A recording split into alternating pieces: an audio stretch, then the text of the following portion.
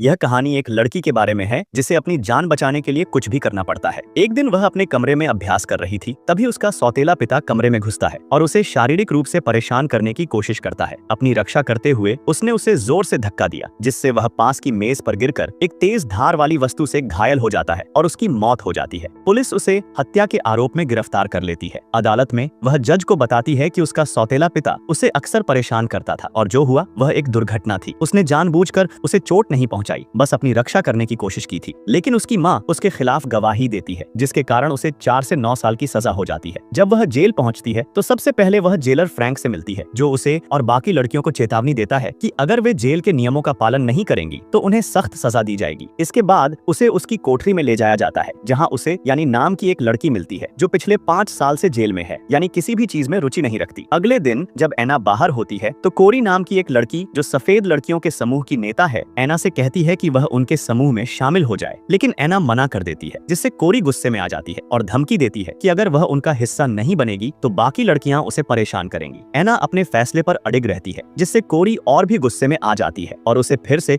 उनके समूह में शामिल करने की कोशिश करती है। जब एना मना करती है तो कोरी उसे धक्का देती है और उसका सिर जमीन पर गिरकर चोटिल हो जाता है। कुछ समय बाद जब एना सफाई कर रही होती है तो कोरी के समूह के सदस्य उसे अगवा कर लेते हैं और उसे जनरेटर रूम में ले जाकर बुरी तरह से पीटते हैं। वे उसे चेतावनी देते हैं कि वह इस घटना के बारे में किसी से न बोले। इसके बाद एना को अस्पताल ले जाया जाता है, जहां अधिकारी उससे पूछते हैं कि उसे किसने मारा, लेकिन वह किसी का नाम नहीं बताती। फिर उसे फ्रैंक के कार्यालय में ले जाया जाता है, जहां वह उसे एक उपकार की शर्त पर मदद देने की पेशकश करता है। अब एना असहज महसूस करने लगती है, क्योंकि फ्रैंक उसे अनुचित तरीके से छूने लगता है। एना जल्दी से उठकर अपनी कोठरी में चली जाती है और यानी उसे सलाह देती है कि अगर उसे इस जेल में जीवित रहना है तो उसे इसके नियमों को अपनाना होगा। एना यानी कि सलाह मानती है और उसी दिन एक लड़की के साथ संबंध बनाती है। अगले दिन वह फैसला करती है कि वह कोरी के समूह में शामिल हो जाएगी। जल्द ही एना को यह पता चलता है कि यदि उसे उस समूह में रहना है तो उसे लड़ाई करना सीखना होगा, क्योंकि अगर वह नहीं लड़ती तो वह हमेशा शारीरिक हमलों का शिकार होती रहेगी। अगले दिन एना उस लड़की से लड़ाई करती है जिसने उसे परेशान किया था, लेकिन गार्ड्स के हस्तक्षेप से उसे फिर से सजा मिल जाती है और एक ठंडे अंधेरे कमरे में भेजा जाता है। सजा के बाद फ्रैंक एना से कहता है कि अगर वह और सजा नहीं चाहती तो उसे उसकी मदद करने के बदले उसे संतुष्ट करना होगा। पहले तो एना नहीं समझ पाती, लेकिन जल्द ही उसे एहसास होता है कि इस जेल में